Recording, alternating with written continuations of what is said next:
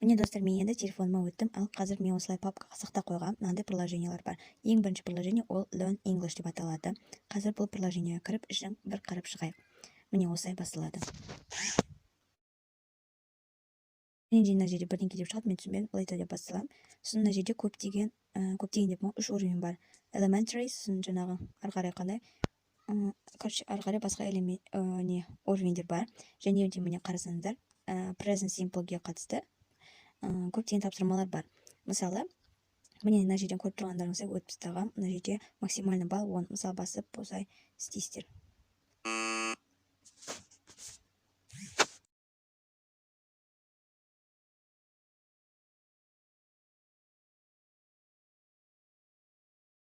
Және де мына жерде present simple деген кітапшаның суреті тұрады.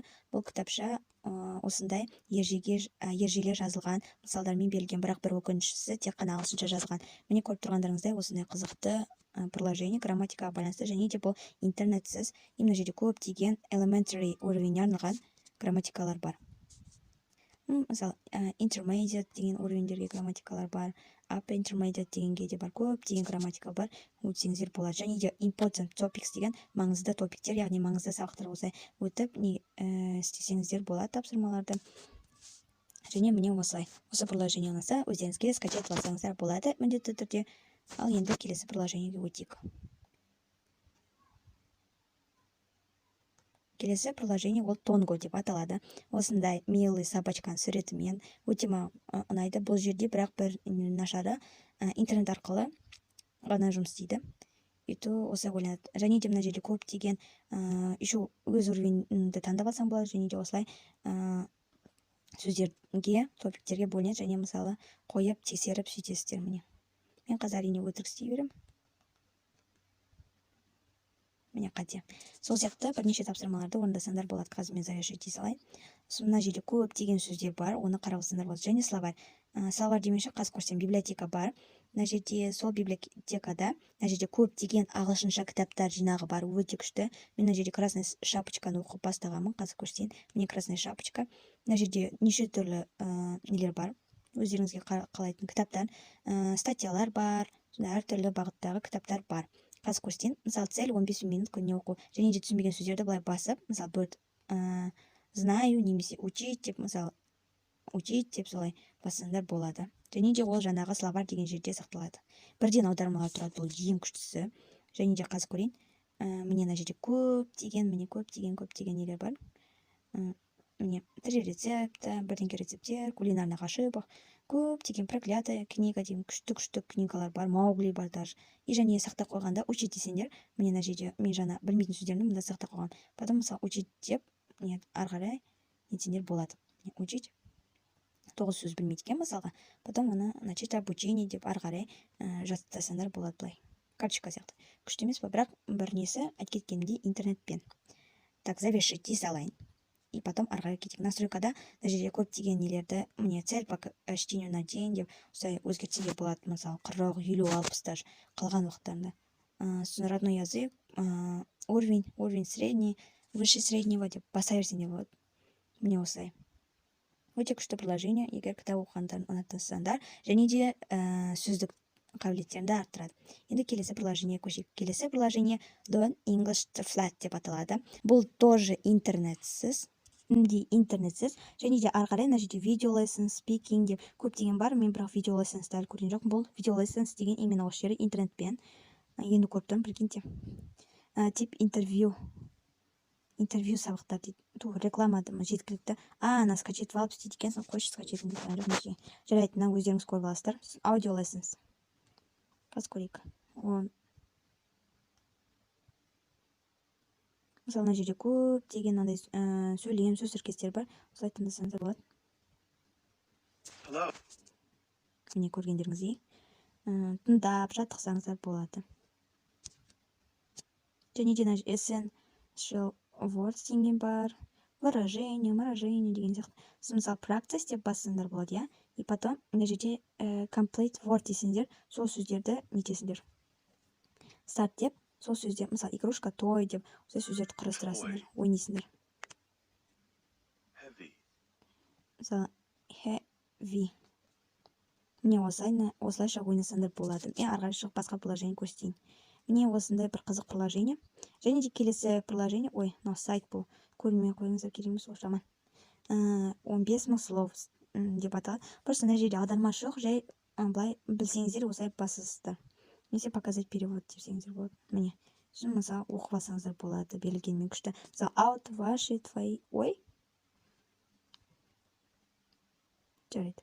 Сөйтіп ары қарай жаттасаңыздар болады. Мына жерде көп сөз, міне вочина 35 из 15698 деп тұр. Соның барлығын жаттасаңыздар болады екен. Енді келесі приложение көтейік. Бұл да тоже приложениесіз деп интернетсіз ойнасаңдар болады.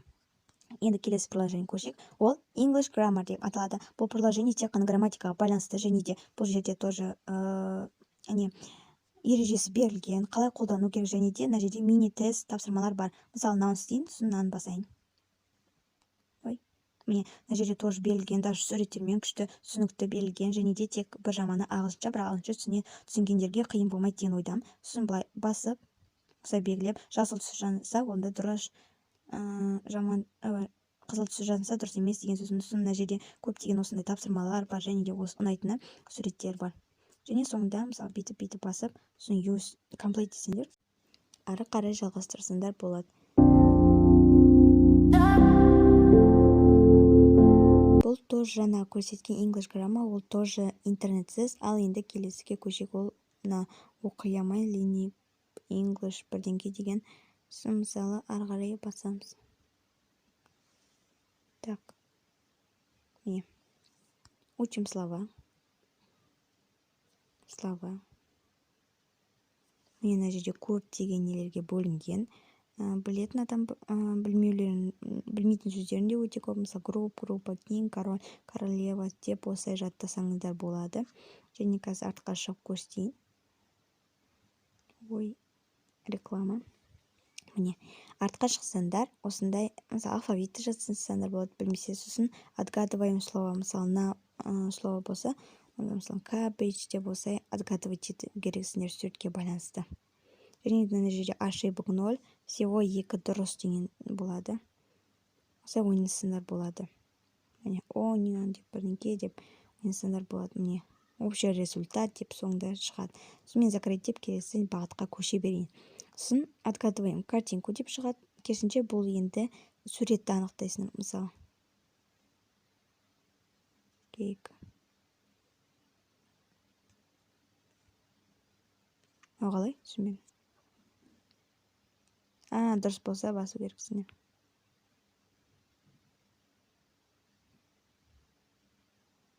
Осы суреттер ауыстырады, сосын дұрыс болса осылай басасыңдар. Сосын жерде орфография бар. Мысалы, ол жаңағы сөйлем деп сөздікті толық жазу керек, түсінікті деген ойдам. Сосын мына жерде міне барлық ненің несі болып тұрады. Очистить. Кереміз. Міне осылай. Бұл да тоже интернетсіз ойнасаңдар болады. Осы видеоның астына ссылкалардың барын қалдырам. Және де ол Яндекс переводчик, без этого никак. Өйткені маған Google переводчик вообще ұнамайды. Сондықтан да Яндекс переводчикті қолданамын. Бұл дұрыс аударады, және де ағылшынша, қазақша, орысша деген көптеген нелер бар. Түсінікті деген ойдам, сөздікке қарамай қояйық словарға, яғни. Енді міне. Ең күштісі маған ұнайтын English Lindo DOHD деп аталады. Бұл өте күшті, мен находкалардың бірі деп айтсам болады. Себебі мына жер тоже осы приложение интернетсіз біріншіден, екіншіден бұл өте күшті. Мен тапқан приложение қазір ойлансын.